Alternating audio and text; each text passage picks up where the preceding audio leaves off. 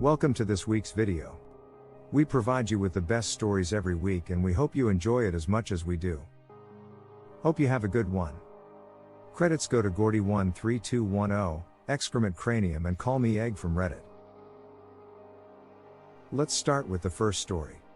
Grab some snacks and enjoy. Worked graveyard shift in a prison that was built in 1910. Saw many spooky things, chairs moving, doors slamming in admin areas, when admin staff was long gone, and of course the occasional self-doubt of is someone sitting/moving over there. When all inmates are locked in cells and sleeping. Nothing really ever surprised or shocked me. It was a 100-year-old prison that used to do regular executions, had its fair share of riots, and loads of violence. Used to be a maximum security prison until the late 90s. So of course some unexplainable things are going to happen, to release tons of negative energy within those walls. So like I said, I wasn't ever really entirely spooked, just a little startled by it all. Until one night. I was on A unit, which went up 4 stories high of cells, and 45 cells long. Each floor was called a tier. I was the only officer on that unit at the time. It's maybe 2 a.m. There is a B unit officer and a rover that goes back and forth between A and B to help us out. The rover was on B unit at the time. So here I am, doing my hourly tier checks, to make sure everyone's breathing, and no one is tattooing, or sneaking a cigarette, as often happens on graveyard.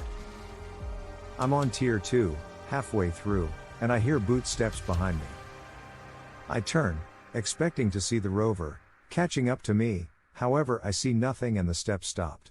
So I keep going along, doing my checks, and I hear them again, 5 to 10 feet behind me, going at my pace. I turn, see nothing. I shrug it off, as a possible echo of my boots. I continue my checks. On tier 3 now, boots still stepping strong behind me. Now I'm a history buff. I know that rubber-soled shoes weren't invented until around the 1890s, and even still not commonly used, especially in professional dress shoes until well into 1960s/70s. This step was a loud, heavy, clack of a heel, not like high heels, more like leather-soled dress shoes. Officers in the 20s and 30s didn't have rubber-soled tactical boots, they typically wore hardened leather-soled shoes. And this is what is crossing my mind as I'm continuing my checks. None of the officers on shift had loud boots on, we wore sound-dampening tactical boots. So when I make this realization I stopped entirely, and just listened. Click-clack, click-clack just a couple more times.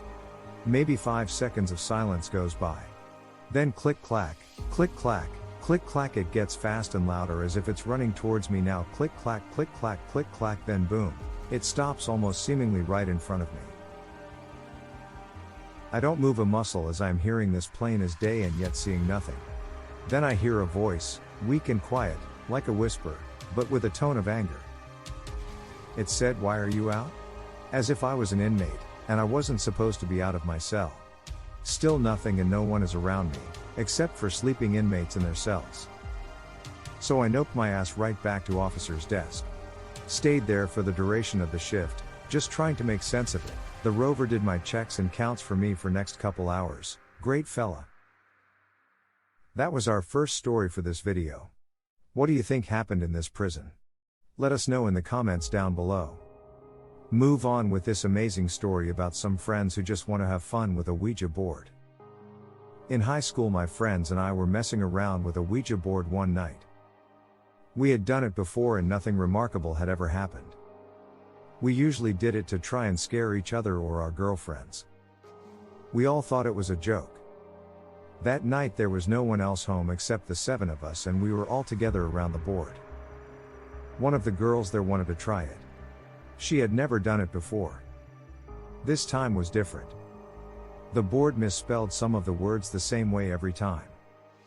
It gave answers that seemed really historically accurate for our town, things we neither knew or cared about.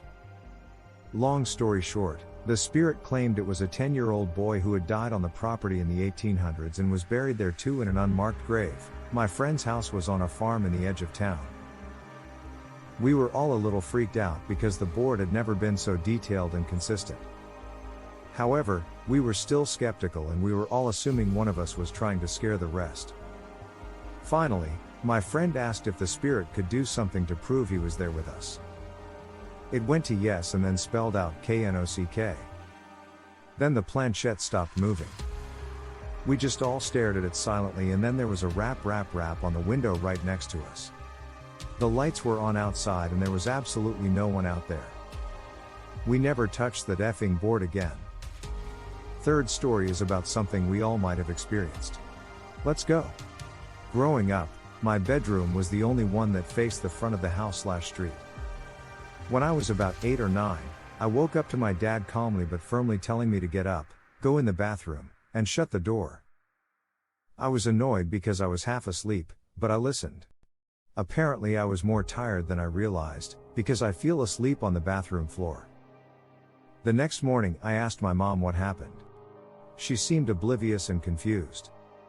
I looked at my dad like she was crazy, and I asked him why he had woken me up. He denied doing it. I was becoming frustrated to the point of tears, but I ultimately let it go. Fast forward to college. I was home one break, and I decided to ask again. I had thought of that night off and on for years, and it still bothered me. This time, my dad goes, "Ha! I was wondering if you even remembered that."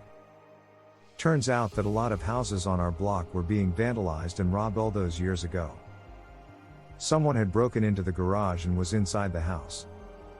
My room was partially over the garage. My dad heard it happen and quietly got me to safety. Police were called. The guy ran. He was never caught, however, and my parents didn't want a terrified kid on their hands, so for years they pretended like nothing had ever happened. It wasn't supernatural, but it was unsettling for sure. So that were all stories for today. If you like these stories, feel free to smash the like button's booty. This would really help the channel a lot. Thank you so much for watching. Hope you had a good time with us and stay tuned for the next video.